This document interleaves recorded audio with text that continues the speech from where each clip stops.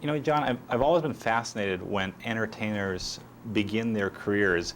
Now, as a teenager, didn't you and your cousin have a kind of comedy act that went to weddings and nightclubs and that type of thing? Well, we did impressions. We did impressions, you know, of sometimes they were dramatic scenes from movies that didn't quite go over as well as we wanted them to.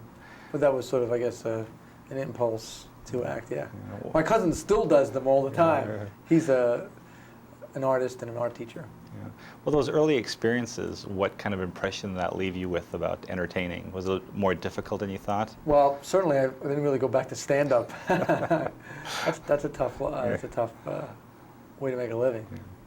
You know, my parents, when I was growing up, were always encouraging me about making Super 8 films, right, and doing what I wanted to do. And I can't believe what an impact that my parents encouraged me. It was very positive. Now, when you were quite young, didn't your mom encourage you when you were doing some drawings for a contest? Yeah, it was a Mother's Day contest, and my mother wanted me to draw her. I was like 4 years old, and it came out really horrible. She looked like a monster, and I started crying and everything. And she said, "No, it's good, it's good." And I submitted it to my local drugstore, and lo and behold, on Mother's Day, they called me up, and I had won first prize because they were just dying laughing. She looked like the Bride of Frankenstein. But I always used that as an example that my mother was, you know, she never judged what I did. She said, "Oh, it's good, it's interesting, it's your interpretation," you know. And she's always been really supportive. She's a very talented person in her own right. You know, I love stories when actors finally get to bring their parents to the films that they appear in. Right. When you went to the premiere of To Live and Die in L.A. Right. with your dad, right, how did your father react? Well, he sort of talked out loud in the middle of the movie. So I was running through an airport, and he shouted out loud that no one could catch me. He said, "He can't catch John," you know, and I was elbowing him and all this stuff. And it was really embarrassing, but it was very appropriate for that movie. It was that kind of like wild movie, and you know, my family is just very. They respond the way they respond. I remember him meeting Andy Warhol. He didn't know who he was. And he said right in front of him, "Who's this guy that looks, you know, with the white hair?" You know. So. You know, not many actors get to make their motion picture debut opposite Robert De Niro. Oh. You know, I know it was a small role. Well, I have one line. Yeah.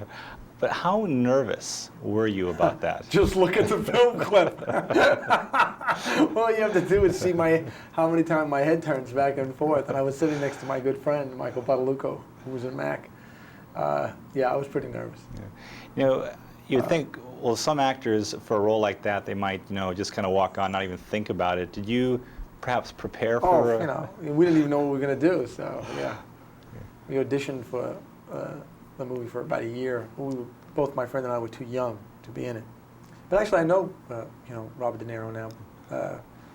Not close, you know, really well, but we talk a lot and see things, and we've talked about doing something together. And he's always been really supportive to me, and he remembers me from that whole sort of process that we went through when he first met me.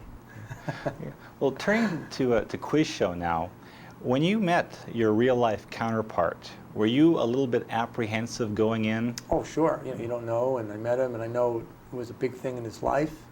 It affected his whole life for a long time. Yeah, it was strange for him probably, and it was strange for me. But he was very open, very accessible. We got together after that, talked on the phone a lot, met him at work, you know, went out to lunch. And he's, you know, he was very available, he made himself, which is not an easy thing to do. You know, in the film, I got a sense that there was a desperation about him, about being acknowledged. As the passage of years have gone by, he's mellowed quite a bit. Yeah. He's mellowed quite a bit. He's very happily married now. His first wife was deceased. And in fact, his wife was very concerned that, you know, because he was so hurt with all that stuff, that he wouldn't be hurt again. Yeah. And I told him, I said, you know, when I approach things, I try to show, you know, the good and the bad about people, no matter how close they are to me, you know, the warts and all, the funny things, the good things, the bad things. And I said, that's how I do things. And you can't expect it to be, you. You know, you have to understand that it's a dramatized version of you. Yeah.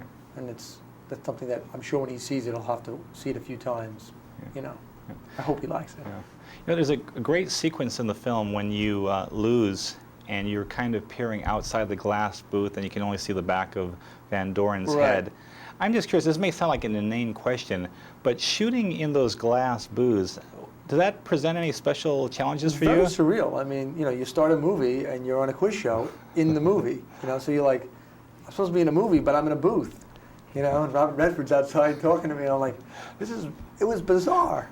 It really was really strange. You know, you're in these kind of, it was very hot in the booths, Yeah. but you're just sort of removed from reality. And but I liked, you know, because we did stuff before Rafe came on at the beginning with Chris McDonald, who was really terrific, and so he always was a lot of fun and Yeah. loosened everybody up Yeah. because he was the, you know, the host of the Yeah. show. So that made it a lot more fun. The film deals a lot with television seduction. I'm just curious, have you ever been offered TV series roles, and why? I haven't pursued TV. Okay. I've been fortunate. You know, I came from the theater and then I went into movies, and I still do theater. I did one television guest spot on Miami Vice its first year, and I did a miniseries with Sophia Loren, 2-part. That was all I did. They work very fast, and I think there's a lot of good work on television. I mean, my brother's on a very good show, the NYPD. Yeah. Really good acting on that show.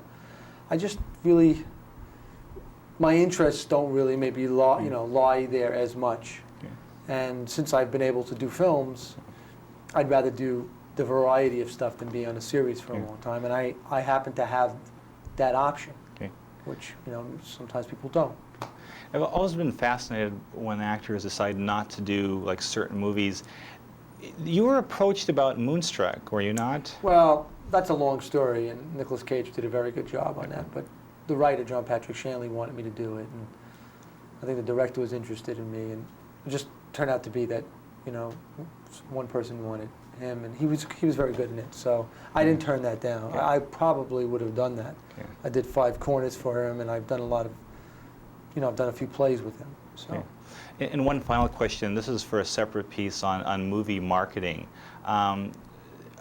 We got a clip reel on the movie Brain Donors when that came out, and Yeah. there were some hilarious scenes about Yeah. attorneys. But when the film came out, there was They dumped it. no publicity at all. Well, there was a change at Paramount, and the Yeah. film basically was dumped. I mean, they didn't put any, you know, they didn't put enough money behind it. So because there was a big change within the main office, as you may say. Yeah.